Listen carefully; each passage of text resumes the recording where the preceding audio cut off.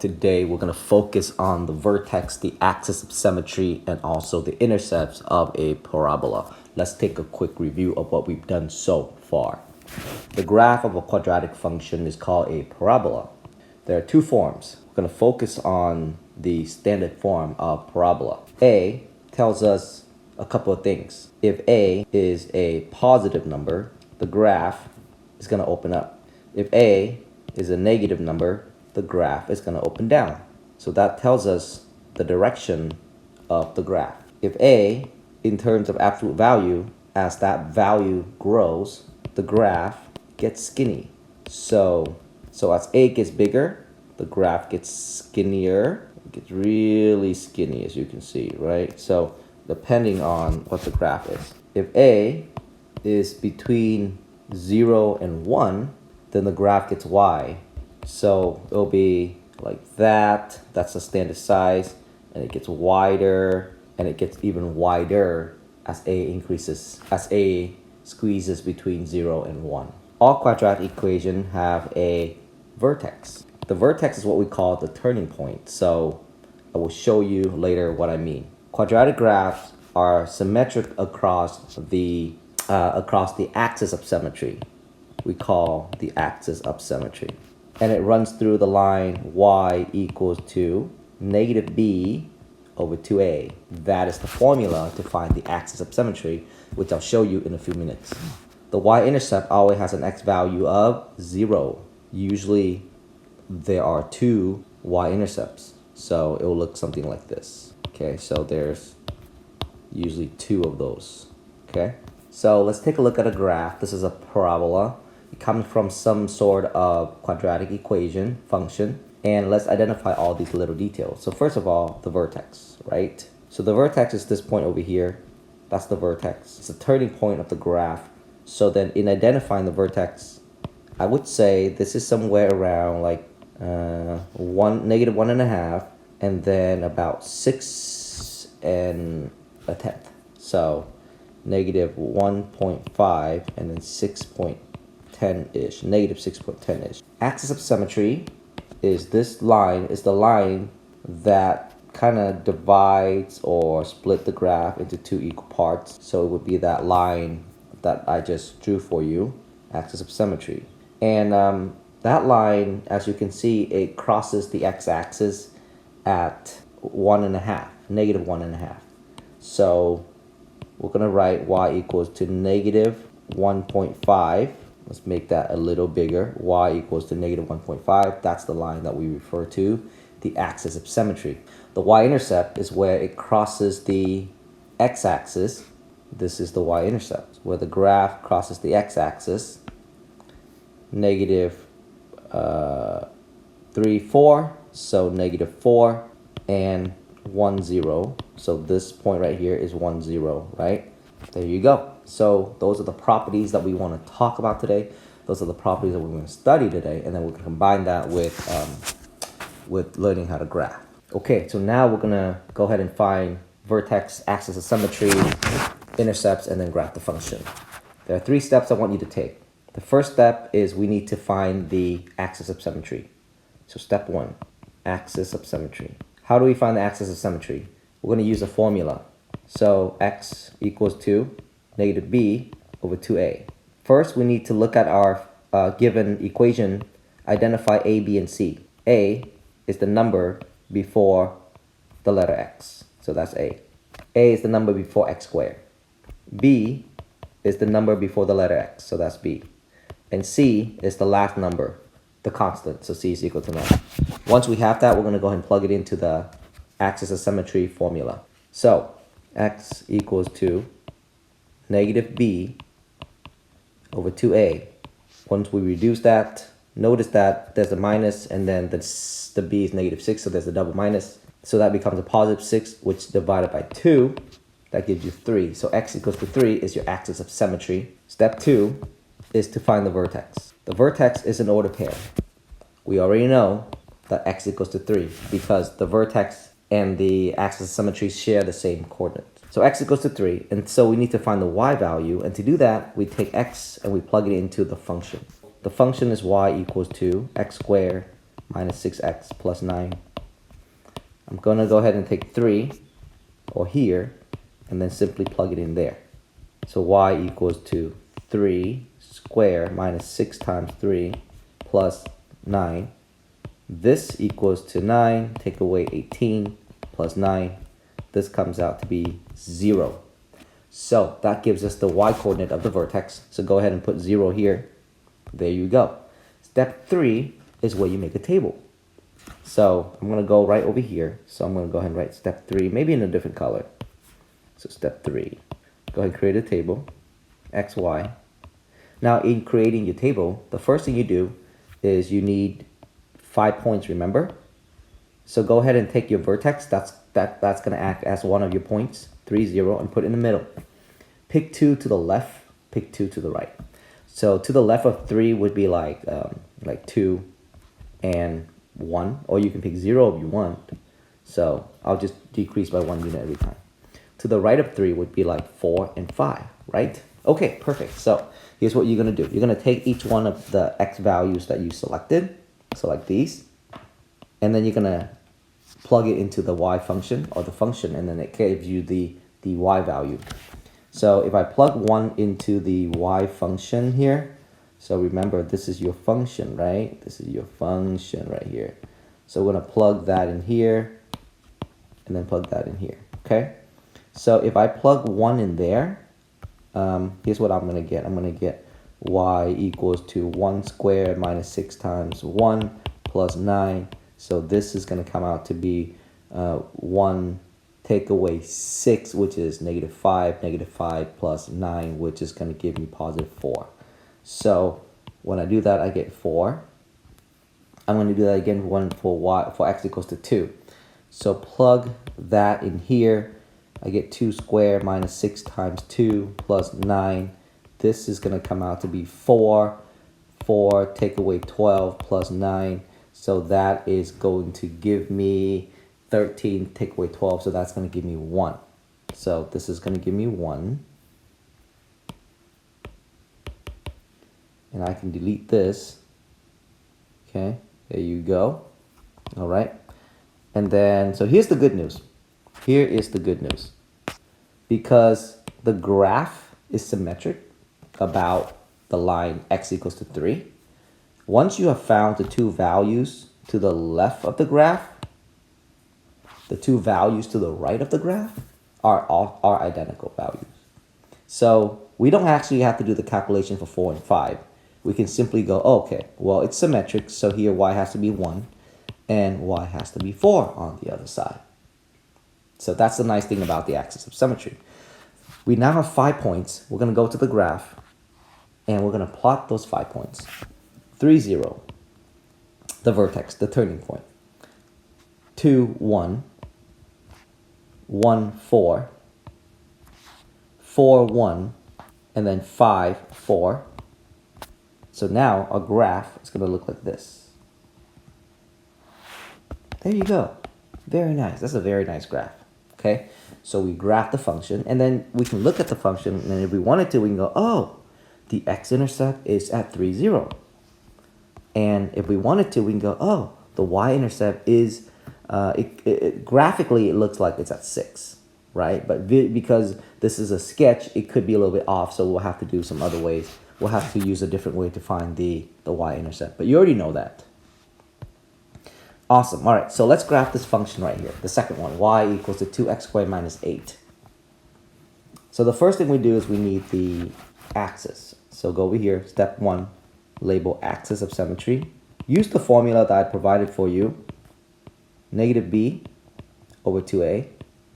And then go to your graph, go to your function, identify a and b and c. Now, you might wonder, well, Mr. Moon, why is b equal to 0? Well, the reason is because b is always the number before the letter x, but the letter x is not visible in this problem. So therefore, b equals to 0. Do you see the letter x? I mean, of course, we see the letter x, but this is what we consider to be the x squared term. There isn't an x term, so therefore, b is 0. And then c is always the constant. The constant is the number without any letter next to it, or being multiplied to it to be formally correct. So we have that. We're going to plug it in here, and then find our axis of symmetry. So negative 0 over 2 times 2. Well, any 0 over anything is 0, so this is going to be our axis of symmetry. We're going to go ahead and find our vertex. So our vertex, okay, remember the vertex coordinate, x coordinate of the vertex shares the same coordinate as the axis, so therefore you have that value. And then to find the y value, simply plug it in. So our provided function was 2x squared minus 8. We plug 0 in there, right? We plug 0 in there. 2 times 0 squared minus 8. So this comes out to be negative 8 because this term gets wiped out. Negative 8 is our vertex. Awesome. And then go over here. We're going to go ahead and draw our, we're going to make a table. So our table is step 3. I need a total of 5 points. I have one of the 5 points, which is the vertex, and that sits in the middle. It was 0, negative 8. Pick 2 numbers to the left of 0. Pick 2 numbers to the right of 0. So negative 1, negative 2. Positive 1 and positive 2. Take each one of the x value and plug it into the function. So the first one is 2. And we're going to plug that into our function here. So 2x squared minus 8. This is going to give us 4. 4 times 2 is 8. 8 take away 8 is 0. So y equals to 0 there. And then we're going to do the same thing for the negative 1. 2 times negative 1 squared minus 8. This comes out to be positive 2 take away 8. And that is going to give us negative 6. So this is negative 6. Okay. Now, again, the two numbers, let me make it clear here. We have, when we plug in negative 2, we get 0. When we plug this in, we get negative 6. So now, these two numbers are symmetric. So these two numbers are going to be negative 6 and also 0, which is kind of nice. Once we have that, we're going to go to our graph, and then we're just going to plot the 5 points. 0, negative 8 sits right here. Negative 1, negative 6. Negative 2, 0. 1, negative 6. 2, 0. And the graph looks like this.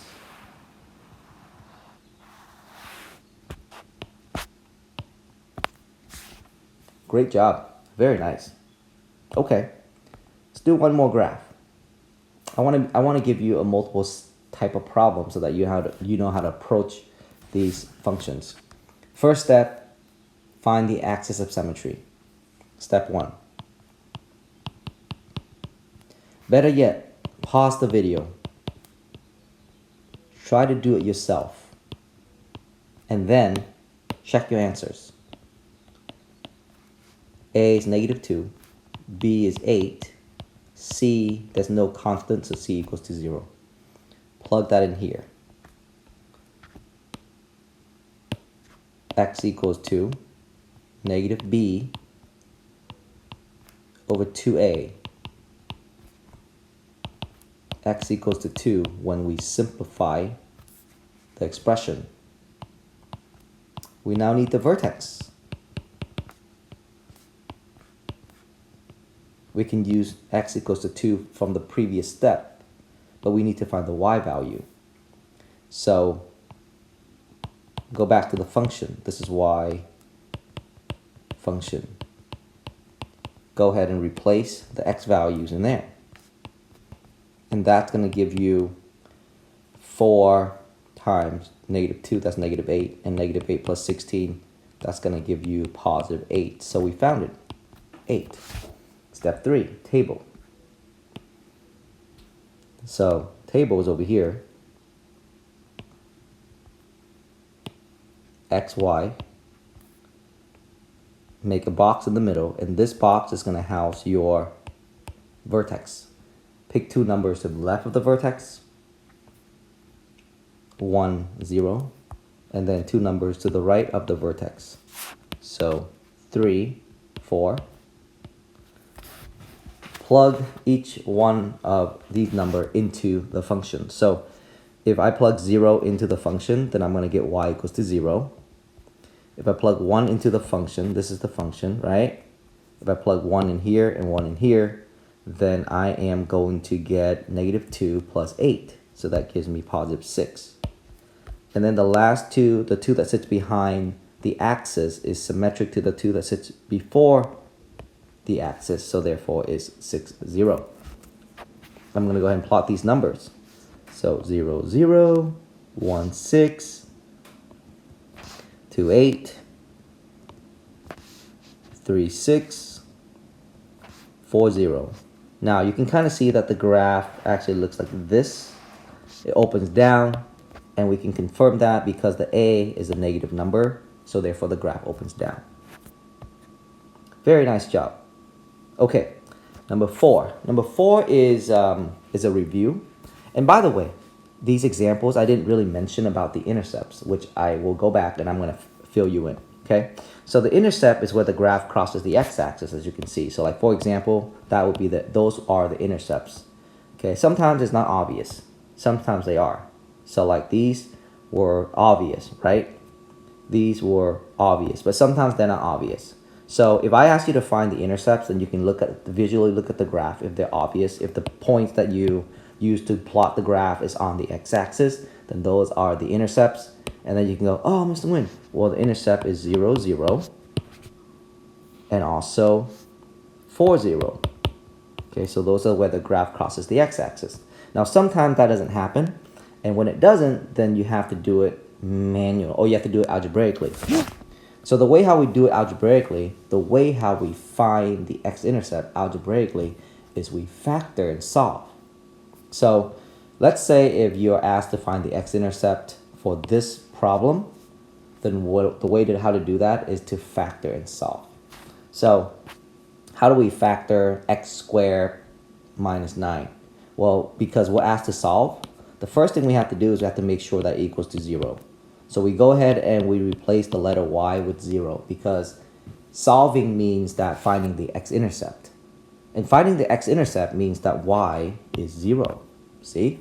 So the first thing we got to do is we got to make sure that y equals to 0. And then we look at our polynomial. Is it a 2-term polynomial? Is it a 3-term polynomial? Is it a 4-term polynomial? In this case, it's a 2-term polynomial.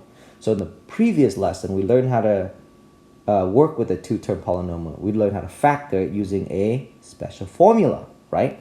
So we go x squared. We first write it as its perfect square format, so x squared minus 3 squared. And then this allows us, we know that there's a formula to deal with perfect squares, differences of squares or difference of squares. So x minus 3, x plus 3. Once we have those, then we take each factor. That's our first factor. And then this is our second factor. So we take our first factor, which is x minus 3. We set that equal to 0. Solving for x, that gives us 3. Take our second factor, which is x plus 3. Set that equal to 0. And then solving for x, we get x equals to 3. So those are our answers, but also our x-intercept. Our last problem. We begin by setting y equals to 0. Because this is a 3-term polynomial, we factor using the box. So go ahead and, on the side over here, x squared goes in the upper left. Negative 3 goes into the lower right. And then what we need to do now is we need to ask ourselves, can we list out all the pairs that multiply to give us negative 3? Negative 1 and 3, 1 and negative 3. Those are the two possible pairs. Out of the two pairs, which one adds up to 2? And the one that adds up to 2 is the first pair. So we go over here and we go, oh, well, this one adds up to 2. And we're going to put in these leftover boxes negative 1x followed by 3x. Once you have those, you can go ahead and delete your guess and check values down there. And now what we're going to do is we're going to factor, remember? Like, what do they have in common? They have an x in common. What do they have in common? They have a -1 in common. What do they have in common? They have an x in common. What do they have in common? They have a 3 in common. So we have factored those out. Therefore, we now write it as x minus 1, and then x plus 3, x minus 1, x plus 3. Okay? Good. Go over here, and then we're going to fill it in. So 0, x minus 1, x plus 3. These are two factors. Take each factor, set it equal to 0. So the first one is x minus 1. Set that equal to 0. When solving for x, we get x equals to 1. Take the second factor, x plus 3. Set that equal to 0. When solving for x, x equals to -3. And those are, again, our two answers, our two x-intercept, our two solutions for part B. Great job, guys. I will see you guys in the next video.